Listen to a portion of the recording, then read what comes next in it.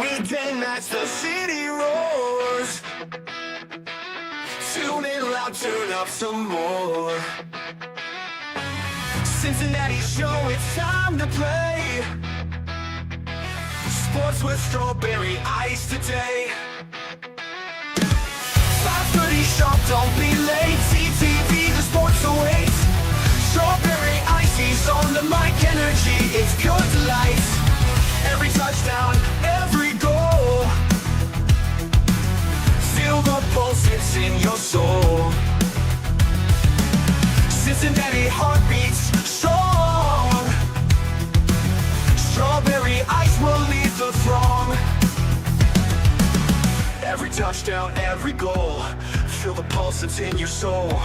Cincinnati heartbeats strong. Strawberry ice will lead the throng. Feel the crowd, it's electric now. Shouting loud, they all know how. The CTV got what we crave. Sports with ice, it's waves and waves. Tigers strike and Bengals roar. Every game we want some more.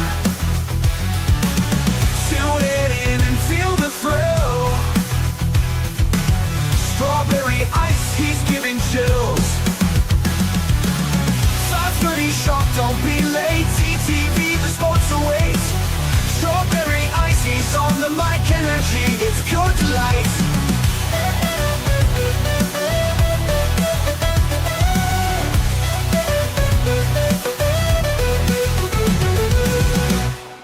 Hey guys, what's going on? Welcome to the show. This is Sports with Strawberry Ice. I'm your host, the Iceman, Jeff Trunapole. And as always, I bring you sports from a West Side point of view right here in the great city of Cincinnati, Ohio. And as always, I'm coming to you live from the Ice Cave. And the Ice Cave is brought to you by Priority Lawn and Landscaping. Man, it is sunny out there. That grass is going to be growing. Those weeds are going to be popping. You want to get all that stuff cleaned up in your flower beds. I don't know. You want to get a paver patio done, a retaining wall, anything like that. Hell, you want some strawberry planted. Give Priority Lawn and Landscaping a call at 513-430-6114. That's 513-430-6114. You can also follow them on Facebook. And do me a favor, when you do, tell them Ice sent you. What is up to everybody in the chat? We've got Paul Painter's in there, Tony Blaze is in there, and Lindsay's in there. What is up, everybody? Well, the Reds were on a 5-game winning streak. Unfortunately, they lost 6-0 to St. Louis tonight. Game 2, or this afternoon. Game 2 is tonight at 6:40. It is Bark in the Park. So, whenever Mike Petraglia joins the show, I want to ask his opinion about Diaz. Because it was a 1-run game until the 9th inning. And Diaz does not look good. He does not look comfortable. He doesn't look like he wants to be out there. There's something going on with him, and how many more opportunities are the Reds going to give him to try to figure out what's up? Either his arm is hurting, or something mechanically is wrong, or he's just not happy. I don't know, because he's throwing these sliders, and they are like, they said on the TV broadcast today, they're just spinning right in the middle of the plate, and they're getting jacked out of there. First time in his career, he gave up 3 consecutive home runs. It went from a 1-run game to a 6-0 game. Exactly, Paul. Yes, Diaz is tossing beach balls up there. Yeah, exactly. I mean, they were just sitting there fat right in the middle of the plate. They deserve to get jacked the heck up out of here, and that's exactly what the Tweety Birds did. Other than that, the 5-game winning streak, I think, has been great. The Reds are in second place as of right now. They're playing better than I would say they did last year. I didn't start today's the heck was that? Oh, my glasses fell out. The lens of my glass fell. I was wondering what that was. But last year, the month of May was the one that kind of really hurt the season. It is very crucial, I think, this month that they in the month 500, above 500, really close to 500. They have to be in this thing in May. They can't get in too deep of a hole. Chase Petty's pitching tonight. I think that'd be interesting. Yes, Lindsay, I agree. Something's up with him. I don't know what. Yeah, but last year, Paul, I don't think it was this bad. I mean, he hasn't looked good at any point this year at all. So, and they had a concern with it in spring training. That's why he went on the IL, quote unquote IL. So, which concerns me because, like, is there if there's nothing wrong with his arm, then why is he struggling so bad? I mean, I know they said the broadcast that he's not happy that Terry Francona has not given him a shot at the closer spot, but he hasn't earned it.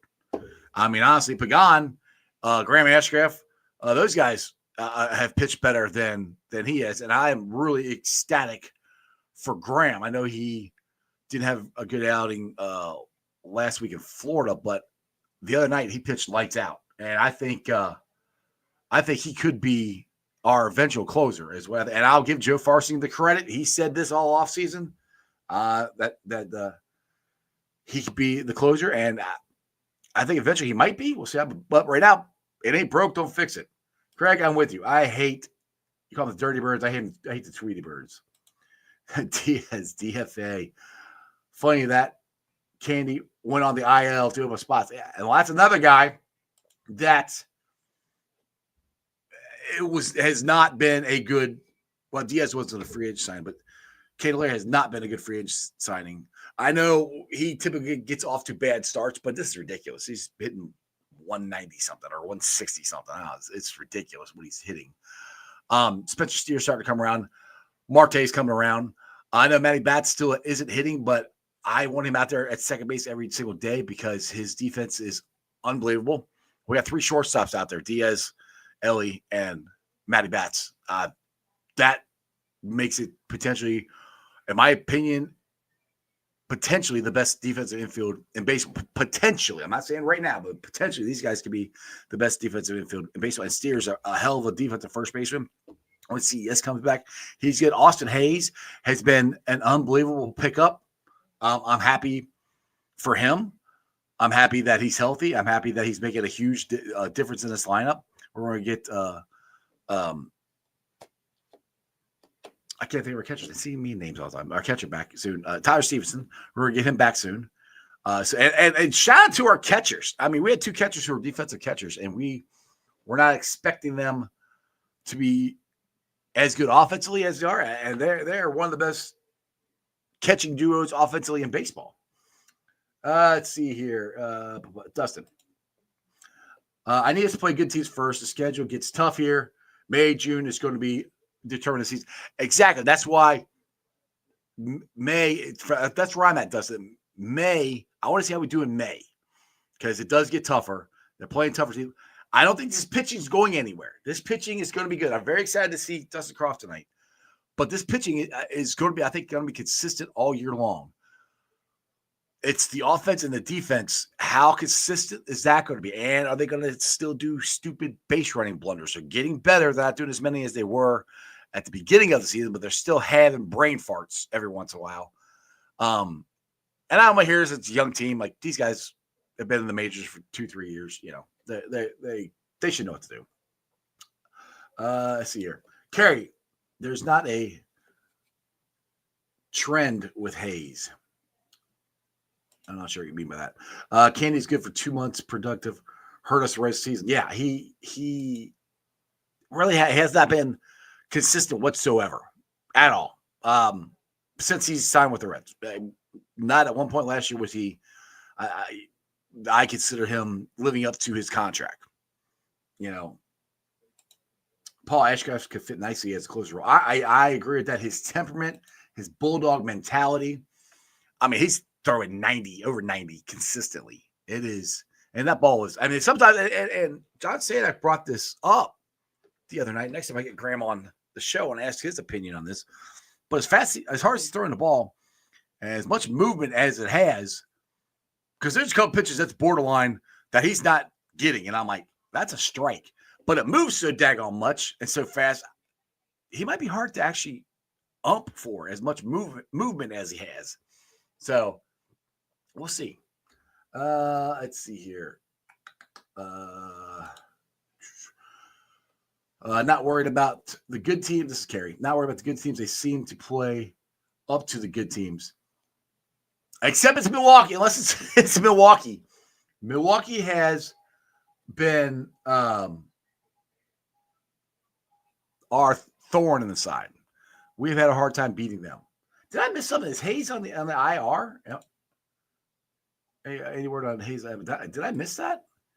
Hayes been on the IR twice already this season, after last season. I didn't know if maybe I missed that. Please explain that to me. When did that happen? Because last game, I know he didn't play today, but his first game, last couple games I saw him, he was in there. So I'm sure you guys can inform me if Hayes is on the IR. Hamstring, really? Okay. When did this happen? It must have happened yesterday. Or not, they didn't play yesterday, the day before. Yeah. But getting back to this team being they're being in the race. Like I said, the pitching is going to be there. I mean, Nick Lodolo, I have said this all off season. I gave Joe credit for saying what he said about Graham Ashcraft. Nick Lodolo, I think, has a chance to be the solid number 2, sometimes number 1 starting pitcher for this team. I mean, he's not going to overtake Hunter Green, but he damn near threw a no-hitter the other night. His thing was blisters. If he could figure out how to stop getting blisters, he could have a solid long career. Now, we're only at the end of April here. We'll see what happens. But our starting pitching staff, and even Martinez is starting to pitch better or getting support. That's going to be consistent throughout this whole season. It's staying healthy and doing the little things and not doing the dumb things. Not playing good defense, not making base running errors, and watching Elly and Matt McLain turn double plays is beautiful. It's Larkin and Ron Oster-esque. Larkin and Brett Boone. I mean, those guys could turn it like that, and Elly and Matt McLain are getting that way. Elly makes some of the most unbelievable plays I've ever seen. And then he also makes some of the silliest plays I've ever seen. Just easy play. He's getting better. He's got to get more consistent. Carry here. Lauder up later in the season to rush start. Yeah, and he, I think he's going to make a rehab start here pretty soon. So, yes, he will be up. And they're not going to rush him. There's no reason to rush him. He's got too good of an arm to rush him. But, yeah, I mean, and they have pitching on top of pitching. Like I said, Burns is going to pitch tonight, which I think he was going to go up to AA or he's going to go up to AAA. And since they had the rally yesterday, they scratched him in, going to give him a shot and make his major league debut. I'm very interested to see how he does. Batman with his flying cape and Robin with his cape crusader. I have no idea what you mean by that. Dustin. Hayes was scratched from the lineup yesterday, getting MRI at Hammy. Something looks out for. Okay. So he's not on the IL yet. We'll find out. Maybe it's nothing big. But, I mean, he's been killing the ball. And having him hit behind Elly is huge. And I know Matt McLain hasn't been hitting that great. And I know TJ Friedel starting to come around. But when those guys are all batting and you get Hayes behind them and then get Stevenson maybe behind them, and then you got Steer in there too, and hopefully bring CES. I can't wait for CES to get back. That's the guy I want to get back and get him because I've been a big proponent for him. And unfortunately, right now he's having a hard time staying healthy. Last year he had the broken wrist. This year it's his back. I still believe in him. If you get him in the lineup, you have him or Steer at first base or DH, and Hayes and Stevenson. That just makes this lineup even longer. And it makes it more of a legit MLB lineup where we have power to all spots, and your defense is pretty daggone good. Jake Fraley is starting to come around. Dunn is starting to come around. Yes, Carrie, I am looking forward to Petty tonight. That Chase Petty is pitching tonight. I'm going to be really curious how well he does. Because again, if he comes up here, it's only going to be one start. It's only going to be one start. He's going to go back down. But I hope the guy comes up here and pitches great. And they send him back down to AAA. And then you got him, you got Lowry. With pitching on top of pitching on top of pitching on top of pitching. And as a lifelong Reds fan, we never had that. You said not my favorite team, the 1990 team. They had good starting pitching, but they didn't have depth. When guys got hurt, it was Rick Mailer. That would be a spot starter, and Norman Charlton. They brought him out of the bullpen. Scott Scudder. These are guys. Which Norman Charlton had a long NFL career or major league career. Scott Scudder didn't. They had the All-American boy. He was good the first half, and then the second. My point is, the amount of pitching the Reds have is not. I've never seen this amount of pitching in the major leagues and in the minor leagues coming up at the same time. It's very exciting to have this. Now, if the Reds are in this come the trade deadline, will they be willing to give up some of the young pitchers? Because that's exactly what teams are going to want. One of those young starting pitchers in the minor leagues to get a bat. If that's what the Reds try and do, it'd be very interesting. And I hate giving up young pitching, but as my buddy Lance McAllister always says, you don't pick the season picks you. And we haven't won the playoffs since 2013. We haven't won a playoff series since 1995. I was 20. I'm 50 now. My kids have never seen us win a playoff series. We haven't won the World Series since 1990. I was 15. So am I willing to give up, if we're in this thing, am I willing to get one of the young pitchers to get a bat to help us in the playoffs? Absolutely. Absolutely. Because one thing I will say about the Reds, they have gotten very well at drafting and developing players, which is what they had to do. They've gotten a lot better at that. Now, say what you want about adding players and stuff like that, and which they added players this year, but it's never like the big splash. But so far, it looks like it's working out pretty good. Carrie, love to see CES, Maddie, Ellie, Marte back together. Yes, because those were the guys that came up in 2023, and we took off with them, and they all hit, and they all played great until Maddie got injured. Is Petty just a filler to not mess with the rotating? Yeah, I think just because we had the rain out yesterday, and they have another game today to keep everybody on their right rotation. Yeah, I think Petty is just just starting today. He's not going to be in the rotation. Eventually he might be down the line, but right now he's just coming out to make one start. Hopefully, Trags will join us here soon. I know he's working in between the Reds games. The Reds are going to have to, Paul Painter here. The Reds are going to have to make some tough decisions with pitching soon. Who goes if they don't have options? Ian, Jabot, Diaz. Diaz, they're going to have to figure out something quick, like now. Terry Francona did say he didn't talk to Diaz after the game. I think he was going to have a conversation with him because Diaz didn't look happy. Diaz didn't like being in there, and it wasn't a closing role. But Diaz hasn't earned it. He's pitching like crap. And Ian Jabot, say what you want. I always say there's two sides to every Jabot. Sometimes you get the upsies, sometimes you get the downsies. If you know what that means, it's reference to Spaceballs. It'll be interesting. And you people, first thing everybody always says, just package him and trade him to somebody.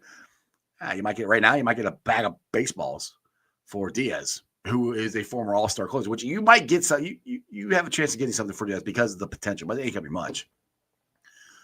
Jamo. I don't know. I'm not sure because honestly, he's pitched pretty good. Other than opening day, I think he's pitched pretty good.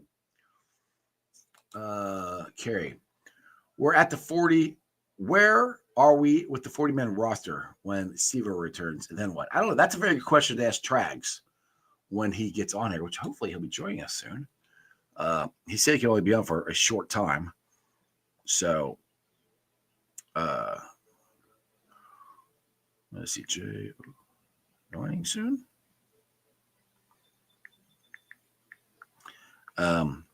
Just texting Trags, see if he's going to join soon.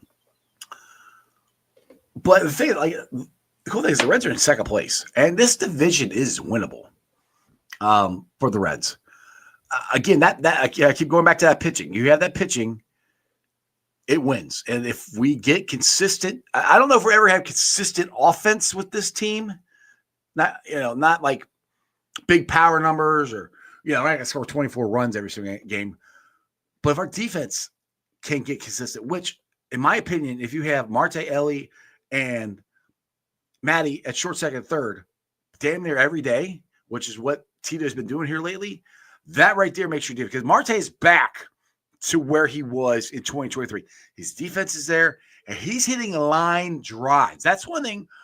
When Marte came up, he just smoked line drive. Everything he hit was, his home runs, they're not hierarchy ones. They're shots. They're straight out. But it's just line drive after line drive after line drive. And that's what he's back to doing. He wasn't doing it last year.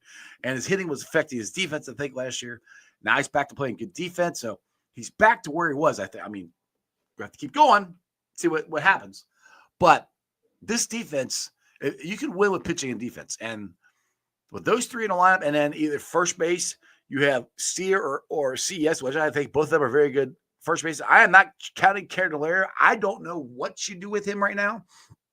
To me, when CES comes back, if Steer's healthy, Hayes is healthy, CES is healthy, Marte's at third, you got Lutz, who's playing, I think, a better left field than I thought he would, and he's hitting. We haven't talked about him. He can play third base. He can play second. Where's Candelario? What do you do with him? He's not hitting. He's okay defensively. You got other guys that are playing a lot better than Candelario. When we get fully healthy, I don't know if there's a spot for him, to be honest. Okay. Elly, deep tag at second on the shot. Yes, that was huge. But I thought he was safe. To be honest, I thought he was safe. If you guys don't know what we're talking about, he had a steal at second base, and Elly tugged him on the leg. And by replay, he got him out or tugged him before the runner reached second, and the runner was originally called out. But by replay, they returned it. I thought it was going to be too close to call, but it was a great tag, great play by Elly there. But those are the little things that you're starting to see this team do. They are starting to see them make plays and stuff that they weren't first 2 or 3 weeks of the season. I know we're just a little bit over a month into it. But I'm hoping to see more and more plays like that. And the ones that are still irritating me is the base running. Like, what was the other night? Who was it? Was it Dunn? I think you got doubled up off at first base from right field, which the play was in front of him. He didn't get that far at the back, but if you're watching the right fielder, you could see the guy's probably going to catch it. Now, you can say he's in no man's land, where if the guy doesn't get there and he cuts it off and he kind of is real close to the bag, he can go back to or you take off the second, you throw it out there. So I get that. It kind of was, but it's just those things. When you keep having stuff like that, it's just like, that's something you got to clean up. So the man has made it. He is a very busy guy. I appreciate him giving the time. He is at the Red Stadium getting ready for game number 2 He is the man. He is the myth. He is the legend. He's my friend. Mike Petraglia. Trags.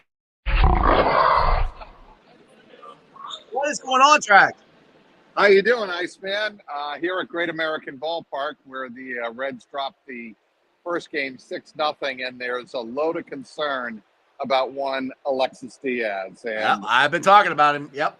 And he did not talk. We asked for Alexis to talk after the game, and he declined. So all we got from Terry Francona was the fact that he tells me he loves to pitch. He said he loves to pitch. And that's all we got from Terry. And he acknowledged, Francona did, that he missed with a slider, and that was hit out of the ballpark by, I believe, Lars Nootbaar. Mm-hmm. And then there were back-to-back home runs after that on fastballs that were non-competitive. So when you take a look at the whole package, giving up home runs to 3 straight batters in the 9th inning when the game was 1-0 going in, and all you're asking Diaz to do is hold it right there, you've got to wonder, is his mind in the right place? Is he healthy? Does he need an attitude adjustment down at AAA Louisville? All of those things to me are on the table, but right now you cannot accept what Alexis Diaz is giving to you out of the back end of the Reds bullpen. Absolutely. That's what I was talking about pretty much the whole time. He looked from I was watching TV, looked like he didn't want to be out there. Looked like he's like, I'm a closer. Why am I out here like this? And dude, you're not, in my opinion, he hasn't done anything to earn the closer spot. You know, no question. I mean, there's yeah.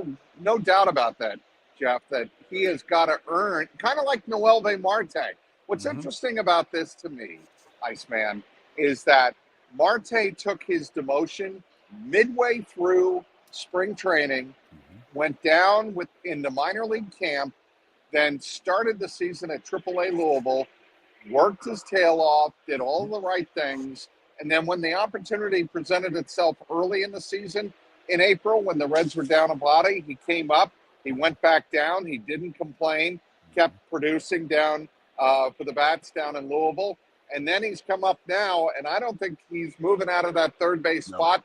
Today in game 1, I asked Francona about this after the game. He just missed hitting 2 balls out of the ballpark to left field, hit one on a rope, the opposite, actually up the middle, that the second baseman did a nice job of fielding to end the rally in the 6th inning. But still, it was a good at-bat. He put very good wood on the ball. It was just hit at somebody. And that, had it gotten through, that would have turned a 1-0 game into a 2-1 Reds lead, and you never know what happens from there. Yeah, exactly. Again, you're reading my mind. That's exactly what I've been saying. That Marte is back, in my opinion, back to where he was in 2023. He's hitting line drives, and all he did when he came up was hit line drives. Even his home runs are line drives. He's squaring the ball up. He's back to playing great defense at third base. I think our infield eventually has a chance to be considered the best defensive infield in baseball if you had Marte, Elly, Matty Bats, and Steer or CES at first base. I think defensively that is awesome. I think if the Reds get this defense cleaned up and more consistent, like it's been trending that way, and this pitching stays the way it is, we have a chance to be in this all season. I'm very interested to see Burns tonight. See what he does. Well, he's the thing to me that I'm going to be looking for out of Chase Petty. Sorry, my bad. Petty. Yeah, it's all right. Yes. Chase, it's all right. Chase Petty makes his major league debut tonight. The thing to keep a very close eye on tonight is his command, his control. He had 9 walks in 5 starts for AAA Louisville to go with like 26 strikeouts. He can certainly blow guys away, and he has got a bulldog mentality. They like that about him as a starting pitcher, but he's got to keep his cool, not let the moment get too big, not get out of his mechanics, and not start walking people. You walk people up at this level, a 1-0 game, as we saw in the 9th inning, becomes a 4-0 game very quickly. And that's the thing that I think the Reds have to be careful about with Chase Petty. He is being brought up to help extend the rotation so that they don't have to burn an extra pitcher in a span of 17 straight games without a day off. Right. And that's why Chase, it makes sense tonight. That, and Chase Petty is on his pitching day. So he was scheduled to pitch tonight for Louisville at Memphis, where Tyler Stevenson is. But instead of pitching at Memphis, he's going to make his major league debut here at Great American Ballpark. So it's a move that makes a lot of sense on a lot of different levels. Terry Francona said this morning that this start tonight is not going to define his career. No. And, that's kind of a cliche answer from the manager, but Right. Francona said it several times kind of to reinforce that fans shouldn't read into anything one way or another, good or bad. Right. If it goes really well or if he, as I said, struggles with his command. He's still going back down either way. This is just one start, and then he's going back down. Now, back to the bullpen. I think Graham Ashcraft, who I've had on the show, he's a friend of mine. I've had him on the show multiple times here.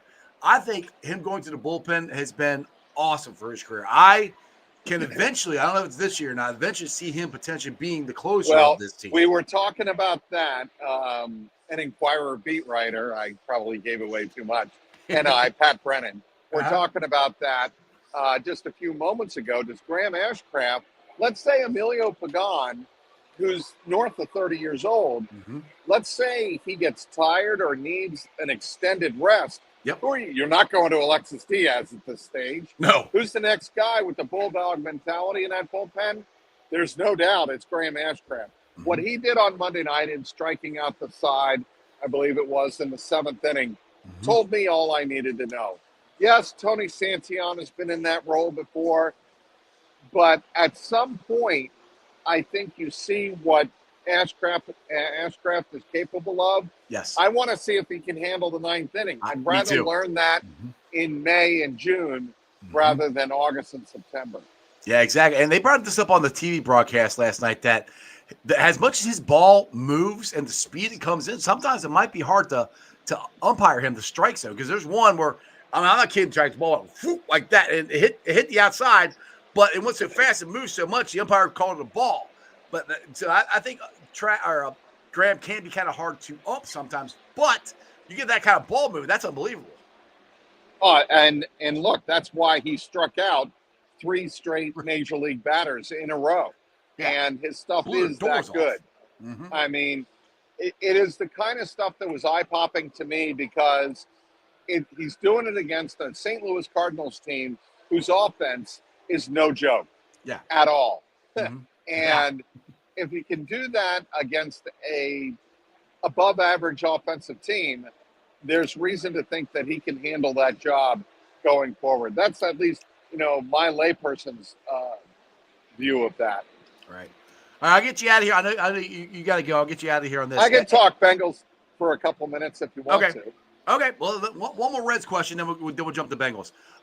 Hayes, anything? I just found out that he had a hamstring thing. Is there any more news on him? So there's good news. It's minor inflammation. The MRI from Monday showed minor inflammation. They're certainly not going to rush him. They're going to allow it to heal on its own. For now, they don't anticipate him going on the 10-day injured list. So hopefully you get him back in 2 to 3 days, and he's fully healthy. So that's the good news on Austin Hayes for now. Awesome. All right, we're rolling the Bengals here. We got past the draft. A lot of people were getting upset during the draft. I'll admit I was a little disappointed, but the farther I got away from the draft and looked at what they got, in my opinion, I've given it a B. I think Shamar Stewart, his ceiling is huge. If they got Walter Nolan, which I kept saying that's who they wanted, who went 1 pick before, I think everybody would say this is an A draft.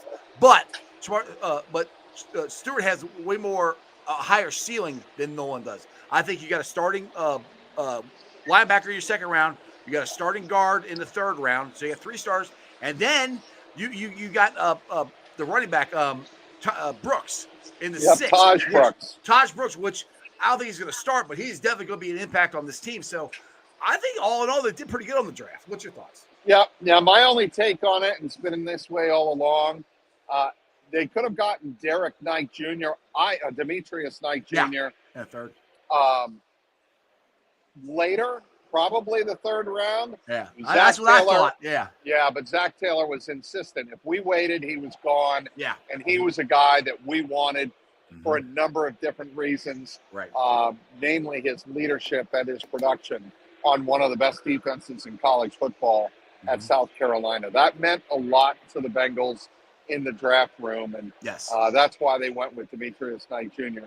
But if they had gotten a player like that, let's say a round later, Mhm. and address their safety situation Right. in the second round, Mhm. that's what I would have probably Yeah. looked at doing going into the draft. But the draft board unrolled and unfurled the way it did. You kind of sometimes got to roll with the punches. Yeah. And I love the fact that the Bengals got two Yes. interior offensive linemen. Mhm. One is, obviously more a swing tackle Yeah. Mhm. guard, Mhm. as opposed to what Dylan Fairchild is. Yes. And that would be a potential starting left guard to replace Cordell Wilson there on the left side. And the right side's probably going to be Cody Ford and Lucas Patrick. That's what I mean. I've said this as the people that hate me. I said they resigned Cody Ford. I said I think they're planning on him starting. But I'll put it to you this way: I think they have the most depth on their offensive line, especially at the guard spot, because you got two guys, counting Cody Ford, that can play multiple positions. This is the deepest offensive line that I feel that they've had I since Joe agree. Burrow's been here. And, it'd be interesting to me to see what Jalen Rivers, the other Yes. Mhm. offensive lineman draft pick, Mhm. how he comes into camp. How does he compete?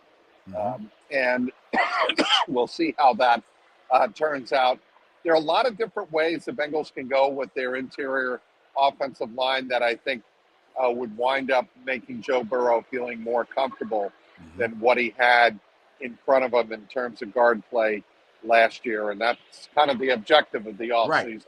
Right, exactly. I agree with you. The only thing I wish they would have addressed, the safety a little bit. I'm hoping that Tyson Anderson, that means maybe he gets more playing time. Al Golden was ecstatic. I loved his interviews when he talked about Samar Stewart and Demetrius Knight, of how, and once I heard them talk that was their guy, and they didn't want to, they were afraid he wouldn't be there at 81. I understood it. I do agree with you. I think it was I won't say a reach. This draft him around earlier. I would have liked them to have addressed safety or guard. I wanted Ratledge in the second round, to be honest. That's who I wanted. But with the guards that they have, this this kind of closes the door, I think, on Tate Rutledge or anybody else getting signed. I don't think they're going to sign anybody else. Or not Rutledge, Reisner. Sorry, Reisner. Yeah, I like the pure center that they got, McLaughlin out of Ohio State. He Yes. is going to be a factor in training camp. They also got the safety out of Rutgers, who is going to be a factor in training camp. Mhm. He's going to compete, I think.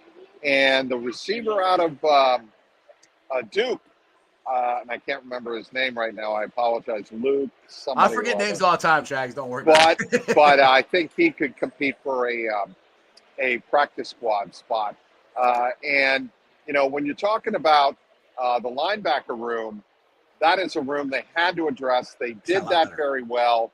And now in Mongetta and Shaka Hayward, they could, be, let's say, practice squad players Right. Going forward. So the Bengals roster is much deeper in terms, I think, of quality depth. We won't know until they get on the field. Right. But going into this offseason, we're going into, OTAs and minicamp. It's much deeper than it was last year. Right, exactly. Rookie camp starts next Friday. I think it's right. Correct. 6th. So we get to check them out. I heard some news about Burton that I don't know if it's true or not, but I heard that his parents have moved to the city with him, and he's in the facility a lot more than he was. Yes, he is. So he was in the facility during during the draft process, all 3 days, and we certainly took note because we saw him in and around the facility. The media did, and I wouldn't say it was intentional that he was in and around the facility in front of media, but I think the fact he was there and there used to be an expression in Foxborough when I was covering the Patriots. Nothing in Foxborough ever happens by mistake. Right. Well, right. Yeah, project that to Cincinnati and Paycor Stadium. Nothing ever happens at Paycor by mistake, Right. Randomly. So with Jermaine Burton being out and available and visible to the media, it was kind of a sign that, like, hey, I'm here. I'm going to give a much more concerted effort to showing up on time, to being responsible to my job, responsible to my teammates, responsible to Joe Burrow, and responsible to myself. Yeah, I heard his parents moved in town in with him too. Is what I heard. I don't know. I can't confirm that or that's just something that I I've have heard. not confirmed that yet, but that makes sense. Actually, it makes a lot of sense. I mean, and it's great. If that's true, it's great. And I literally get goosebumps. If we can get him straightened out and add him to this offense and he is consistent and can make plays and this offensive line is fixed, Trags, this is going to be a fun season, man. I mean, potential doesn't win you Super Bowls. Nope. But it's fun to talk about in April.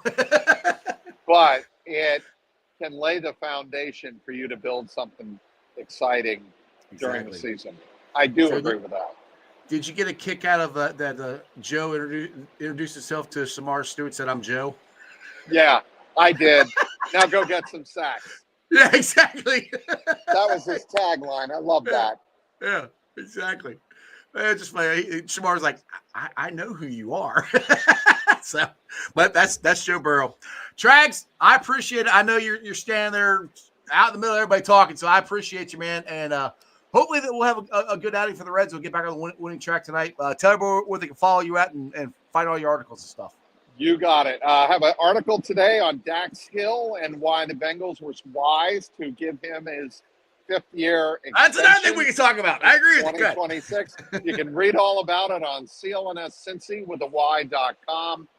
Be sure to check out all of my Bengals coverage at youtube.com/@JungleRoarPod. All my Reds coverage at youtube.com/@Cincinnati Sports Studio. And on the X at Trags, TRAGS.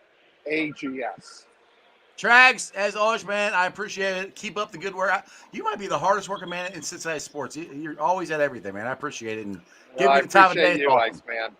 No problem, dude. Hey, like I said, we still go ahead and have that beer sometime. Something. We got to. One of these days. You got my number. Right. I got your number. We'll hook up sometime. All right, Trags. Take it easy, brother. See ya. Bye. All right, guys. Hope you enjoyed that. Go follow Trags. He's awesome. He does a great job covering everything. Dax Hill, he brought that. This is something I do want to bring up. I kind of talked about it a little bit yesterday. I am very happy that they signed or picked up his extension. I personally think this means that they want him on the outside because they're paying him the extension, which I mean, they had to pay him anyway. But I think his best position is outside. Now, it depends on how his knee is and all that stuff. I love Josh Newton. I think Josh Newton is going to be a hell of a slot corner. And then Cam Taylor-Britt, I think he's going to bounce back. I think our cornerback room is going to be a lot better than last year because we're going to get more pressure on the quarterback, and we have safeties who can cover tight ends, running backs out of the backfield. Like Al Golden said, these guys, including Shamar Stewart, he doesn't have to take them off the field to change. They don't have to change personnel to change what they want to do. They can stay in the same people out there. That's huge. And actually have people who can cover the tight end would be awesome. So those two things right there, I think are going to be awesome. But back to Dax, I think I said this last year, and I was wrong, but I could be right this year. I think we can have one. I won't say the best, but we could potentially have top two cornerback duos, at least in the AFC North. If Dax and Cam can play like I think they can. Now, you always know I look at everything with orange-colored sunglasses. My glasses are just regular glasses right now. But they are so athletic. They are ball hawks, and they can tackle. So those are three key things. Newton, I freaking love that dude. I loved watching him play last year. I loved when I listened to his interview at Bengals Now, Joe Danman and Jeremy Rao.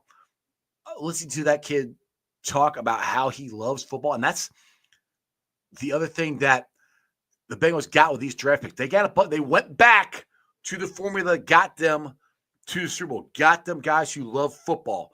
I don't know if we got as many captains this year as we have had in the past, but we got high character guys. That is huge. That's what got us to the Super Bowl. That's what has got us to the AFC Championship game. High character guys are a big impact. I do think whenever they get rid of Pratt, I'm not saying I do not want to say he was a cancer locker. I'm not saying that whatsoever. I don't think he was great in this locker room. Just different stuff he said to media and just different. I mean, the whole thing, yelling at Joe Josiah at the end of the AFC Championship game in 2022 was just not a good look. You don't throw your teammates under the bus, and that's what he did. I think it might be an addition by subtraction. We'll see what happens. Now, if he watches this and might want to come kick my ass, I don't know. I hope not. I'm just saying. I expect him to be cut sometime soon. Like Trags said, the linebacker room got a lot better really quickly because you guys know that you know me. You watch the show. I was very concerned about the linebacker room. I was very concerned about it because we had Logan Wilson and the other guys who I wasn't. I mean, they're not bad. I wasn't sold that. All right, we're good. Now they got the guy we got from the Eagles, and now Demetrius that we got from I said his name wrong again. The guy we got from South Carolina, Knight. We got him. I really like him. He's a high character. I think it's Gabby or Reagan. It might be Reagan on Fox 19 Thursday night. Tomorrow night they're doing their draft recap, and they have an interview. It's late. It's 11:30. I probably would not be able to stay up and watch. I have to be at work too daggone early, but I highly recommend you guys stay up at 11:30 and watch Fox 19 and watch that interview because I've seen clips of it and stuff, and it just makes you love that guy.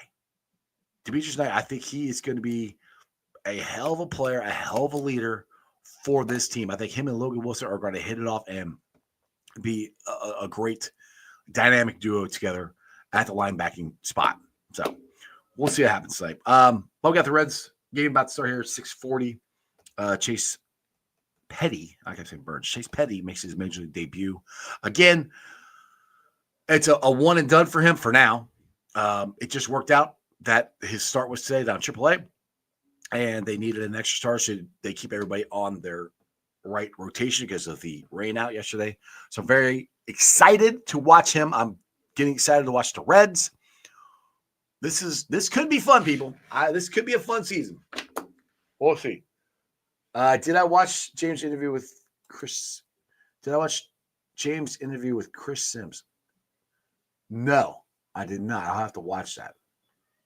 Esther. I'm saying he's not good in the locker room. He's a problem. There you go. Esther said it. So she said that about Pratt. So anyway, I appreciate you guys watching. I'm going to get the heck out of here. Thanks for watching my live stream on ZTV, online, YouTube, Facebook, X, Twitch. You follow me on all those, along with Instagram, Threads, and TikTok. And shout out, of course, to my wonderful sponsors. They are as follows. Priority Lawn and Landscaping. You got multiple properties, or you just don't want to cut your own grass. Think Priority Lawn and Landscaping. You got mulch beds you want taken care of, but you don't want to do it. Think Priority Lawn and Landscaping. You want some shrubbery trimmed. You want some shrubbery planted. You want some, landscaping redone in your yard. Think Priority Lawn and Landscaping. Give them a call, 513-430-6114. That's 513-430-6114. You can also follow them on Facebook. And when you contact them, do me a favor. Tell them ICE sent you. Also, shout out to T Properties, quality housing for quality people. Check out the website at www.tpropertiesllc.com for all your rental property management needs and your rental needs. And of course, we got Meyer Windows and Doors and more. Like I said, I have in my house. I can't stop saying it. I have in my house. I'm actually recommending you guys something that I actually use. It's in my house. I love these windows. I'm staring at them right now. They're energy efficient, great looking windows, easy to clean. Maddie and Meyer Windows and Doors and More were great to work with. They literally, I was remodeling my house. I closed one. I had a sliding glass door. I closed it up. They made it a window for me. They took a window out, opened it up, made that a sliding glass door. So they could do all kinds of stuff. You need front doors put in, anything like that. Check out Meyer Windows and Doors and More at MyersCincinnati.com. And you could also meet the man, the myth, the legend, Matty Myers, and see the Jackpot Joey mobile. Hey, and maybe you should buy some Jackpot Joey stuff from him to remember portion of the proceeds go to the Joe Burrow Foundation with that. We got the Jackpot Joey Golf Addy coming up soon here, May 18th. It's sold out. We got Pac line. Pac-Man Jones is going to be there. McKinley Jackson's going to be there. Who else is going to be there? Joseph Asai can't make it. Corey Dillon's going to be there. Sean Kirkpatrick's going to be there. Not Sean Kilpatrick. Dre Kirkpatrick's going to be there. It's going to be an absolute blast. It's going to be the 3rd annual one. I cannot wait. It's so cool to be a part of this. Like I said, the proceeds go to the Joe Burrow Foundation to help people in need. So it's a good cause. Makes me feel better makes me feel great to be a part of it. Other than that, you guys have a wonderful day. Bengals Reds game starts here in about 20 minutes. Remember, Who Dey for life. Go Reds. And that's your sports, baby. See ya! Weekday nights, the city roars. Tune in loud, turn up some more. Cincinnati show, it's time to play. Sports with strawberry ice today. 5:30 sharp, don't be late. CTV, the sports awaits. Strawberry ices on the mic, energy, it's good delight. Every touchdown, every goal. Feel the pulse, it's in your soul. Cincinnati heartbeats strong. Strawberry ice will lead the throng. Every touchdown, every goal. Feel the pulse, it's in your soul. Cincinnati heartbeats strong. Strawberry ice will lead the throng. Feel the crowd, it's electric now. Shouting loud, they all know how. The CTV got what we crave. Sports with ice, it's waves and waves. Tigers strike and Bengals roar. Every game we want some more. Tune it in and feel the thrill. Strawberry ice, he's giving chills. 5:30 sharp, don't be late. CTV, the sports awaits. Strawberry ice, he's on the mic, energy, it's good delight.